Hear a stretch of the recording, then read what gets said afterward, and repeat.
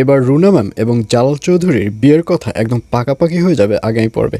বিস্তারিত জানতে সম্পূর্ণ ভিডিওটি দেখতে থাকুন।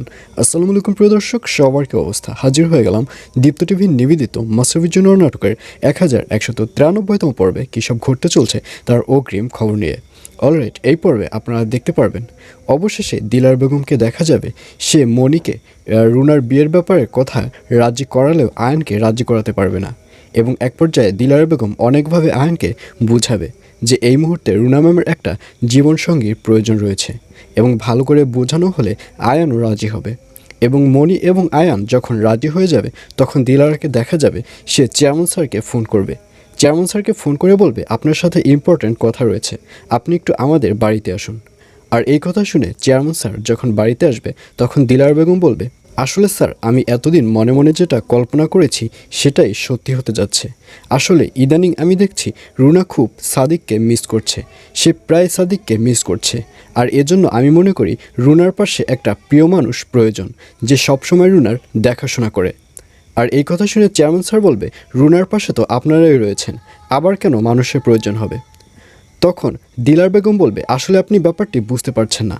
আমি বলতে চাচ্ছি এই মুহূর্তে রুনার সাথে একটা জীবনসঙ্গীর প্রয়োজন রয়েছে। আর এই কথা শুনে চেয়ারম্যান স্যার কিছুটা বুঝতে পারবে এবং এক পর্যায়ে সব কিছু খুলেই বলবে চেয়ারম্যান স্যারকে রুনাকে বিয়ে করার প্রস্তাব দেওয়ার কথা যখন বলবে তখন চেয়ারম্যান স্যার তার প্রস্তাবে রাজি হয়ে যাবে এবং অবশেষে রুনা ম্যাম এবং চেয়ারম্যান স্যারের বিয়ের সকল পর্ব অনুষ্ঠিত হবে। আর অন্যদিকে সামিউলকে দেখা যাবে সে থানায় বসেও বাটপারি করা শুরু করে দেবে। সামিউলকে যে পুলিশ অফিসার জিজ্ঞাসাবাদ করবে তাকে বলবে, শোনেন, আপনি যদি আমাকে এই থানা থেকে ছেড়ে দেন তাহলে আমার বস আপনাকে যা চান আপনি সেটাই দিতে রাজি হবে। আপনি যত টাকা চান এবং আপনি যদি বিদেশে বাড়ি করতে চান সেগুলো আমার বস দিতে রাজি হবে। তখন পুলিশ অফিসার জানতে চাইবে যে সামিউলের বস কে। আর এই কথা শুনে সামিউল আনোয়ার স্যারের নামও বলে দেবে এবং এক পর্যায়ে পুলিশ অফিসার জানতে পারবে যে এর পেছনে আনোয়ার স্যারই কলকাঠি লাড়াচ্ছে। আর এগুলো জানতে পেরে পুলিশ অফিসারকে দেখা যাবে সে এবার আনোয়ার স্যারকেও ধরার প্রিপারেশন নেবে। আর অন্যদিকে সাগরের মাকে দেখা যাবে সে সাগরকে একটা কাজ দিবে। সাগরের মা বলবে, শোন, আমরা যে ডক্টরকে দেখানোর কথা বলেছি ওই ডক্টরের সিরিয়ালে যে কয়েকজন রুগী রয়েছে সেই সিরিয়ালের লিস্টটি আমার কাছে এনে হাজির করবি। আর এই কথা শুনে সাগর বলবে, সেই লিস্ট আমি কোথায় পাবো? তখন সাগরের মা বলবে, সেই লিস্ট ডক্টরের চেম্বারেই রয়েছে, সেখানে গিয়ে তুই লিস্টটি আমার কাছে নিয়ে আসবি।